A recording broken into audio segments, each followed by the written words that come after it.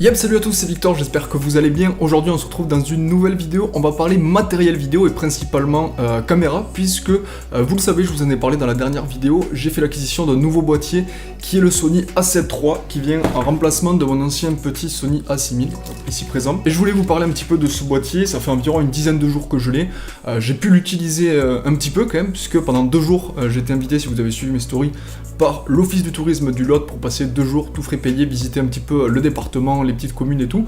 Et c'était vraiment sympa, je ferai une vidéo à ce sujet dédié où on reviendra un petit peu sur ce week-end et je vous montrerai les images que j'ai shootées là-bas. Également, avant de commencer la vidéo, je voulais vous dire que j'ai créé une page Facebook, alors qui n'est pas vraiment axée par rapport à mon activité sur YouTube, mais qui est plutôt axée à mon activité professionnelle, donc n'hésitez pas à la suivre si ça vous intéresse, ça me permettra d'avoir un petit peu des likes, ça fait plaisir, ça me permet de me soutenir aussi. Et sur cette page Facebook, je vais partager en fait tout mon travail professionnel, donc n'hésitez pas à aller la liker si ça vous intéresse de la suivre.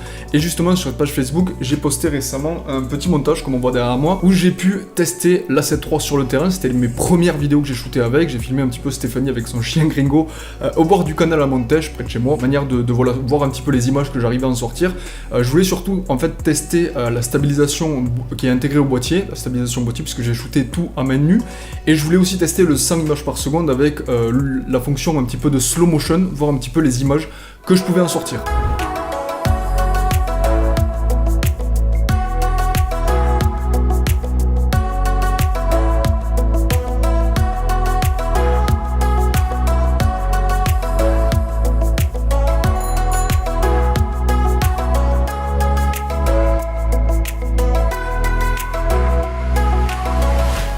Il y a plusieurs choses que j'ai à vous dire par rapport à ce boîtier. La première, c'est que pour le moment, j'en suis assez satisfait.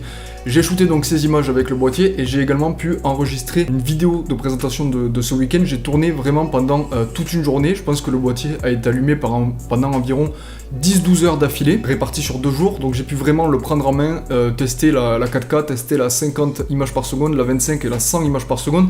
Ça m'a permis d'avoir une image globale et j'ai pas mal de retours à vous faire sur ce boîtier. La première chose, et c'est une des raisons pour lesquelles je l'ai acheté, c'est le 100 images par seconde. J'en parle beaucoup dans la vidéo, mais c'est vraiment une des raisons principales pourquoi je voulais acheter ce boîtier. Déjà d'une part parce que j'étais chez Sony et que c'était plus facile pour moi de rester chez Sony, puisque je connais un petit peu l'environnement, les menus, etc. Et on sait que quand on vient de notre constructeur, les menus Sony sont assez difficiles à appréhender. Mais pour moi ça allait, j'avais l'habitude un petit peu des menus sur mon Sony A6000. J'ai vu quelques personnes qui m'avaient fait des retours négatifs par rapport à la 5 images par seconde, parce qu'elle enregistre en 8 bits et pas en 10 bits comme la 4K, etc. C'est vraiment pour les termes un petit peu techniques pour les gens qui s'y connaissent. Mais de mon côté, ça m'a pas du tout dérangé. Les images que j'ai tournées en 5 images par seconde, je les ai trouvées assez jolies, assez belles, même de près, etc. Je trouvais ça assez fluide. Et puis, même pour ce qui est de la 50 images par seconde ou la 25 images par seconde, rien à dire, vraiment nickel par rapport à ça. La qualité y est. La majorité de la vidéo que vous voyez a été tournée au 28-70, c'est l'objectif de base un petit peu qui est vendu avec. J'ai aussi un 50 mm ici. Mais je l'ai pas beaucoup utilisé, ou peut-être sur 1 ou 2 plans. Je voulais vraiment shooter rapidement, comme on dit en run and gun, voir ce que j'arrivais à sortir comme image. Et puis il y a une fonction vraiment intéressante dont j'aimerais vous parler. Je l'ai pas trop vu sur YouTube, j'ai pas beaucoup vu de personnes en parler, étrangement, alors que c'est vraiment une fonction qui est vraiment incroyable sur ce boîtier. Pour vous expliquer rapidement, ici j'ai mon ancien boîtier, donc le Sony A6000, qui est un boîtier, ce qu'on dit micro 4 tiers, ou APS-C. C'est-à-dire que vous voyez le capteur, c'est cette petite chose carrée là, qu'on voit à l'intérieur du boîtier, ici là. En fait, si vous voulez, sur les boîtiers APS-C ou micro 4 tiers, le capteur est 1,6 fois plus petit en moyenne. Sur un boîtier full frame, le capteur, donc cette chose carrée qu'on voit à l'intérieur, c'est ce qui enregistre en fait l'image, qui récupère la lumière pour enregistrer votre photo ou votre vidéo. Sur les boîtiers plein format, le capteur est, du coup c'est pour ça qu'on les appelle plein format, est plus gros. Il est en plein format, il est plus gros. Alors, quelle différence ça apporte en fait à l'image?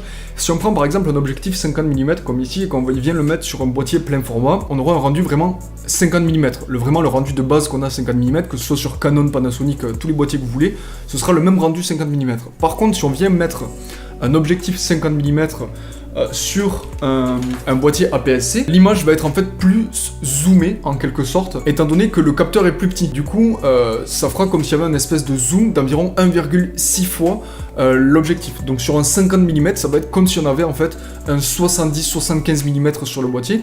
Donc il y aura une espèce de zoom un peu supplémentaire. Et pourquoi je vous parle de ça? Tout simplement puisque sur la 7 III, il y a une fonction qui est vraiment extraordinaire, qui permet, juste en appuyant sur un bouton, de passer d'un rendu full frame à un rendu APS-C.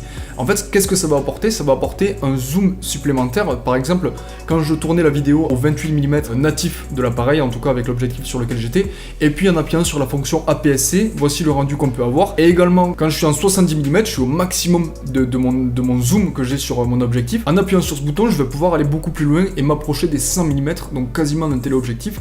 En fait, pour être très simple, ça permet d'avoir un objectif supplémentaire en quelque sorte, puisque même avec un 50 mm, donc qui est fixe, sur lequel, vous voyez, on peut pas zoomer, il y a juste ici une bague de focus, mais on peut pas zoomer, ça va permettre en fait de zoomer quand même dans l'image.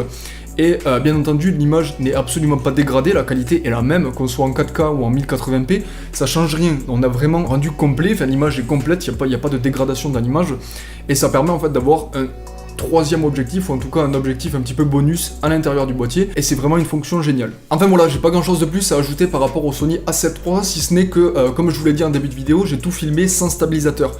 La seule chose que j'ai utilisée, c'est une poignée comme ceci, qui m'a permis en fait, donc là je vous montre avec le Sony A6000 puisque je filme avec l'A7 III, mais pour vous donner un ordre d'idée, ça permet en fait de fixer la poignée sous l'appareil comme ça, et en fait ça permet d'avoir une deuxième prise, donc on est beaucoup plus stable au niveau de la caméra pour filmer tout simplement. L'appareil est stabilisé déjà sur 5 axes au niveau du capteur, ça permet avec cette poignée d'avoir une stabilisation supplémentaire, et puis ensuite en post-production, déjà en filmant en 5 images par seconde, ça permet d'avoir des ralentis, et encore plus en utilisant un effet de stabilisation en post-production comme sur Premiere Pro avec Warp Stabilization par exemple.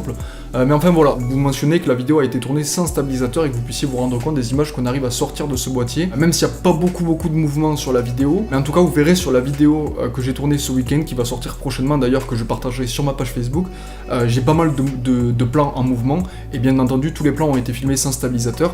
La vidéo elle sortira sur ma page Facebook peut-être cette semaine, en fin de semaine ou la semaine prochaine. Dans tous les cas, je vous ferai une vidéo un petit peu débrief pour vous raconter un petit peu tout ce qui s'est passé dans ce week-end, pourquoi j'ai été invité là-bas, comment, etc.